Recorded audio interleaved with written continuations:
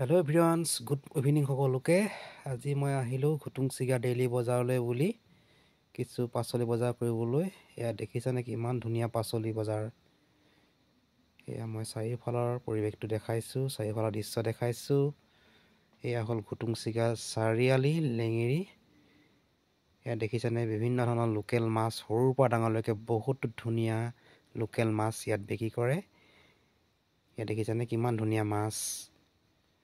এইফালে চাৰিওফালে দোকানেই দোকান, কিমান ধুনীয়া।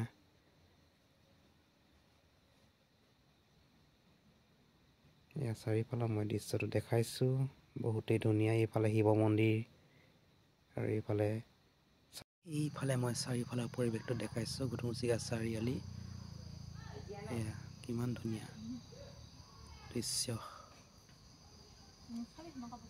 আজিলৈ ভিডিঅ'টো ইমানেই, বাই।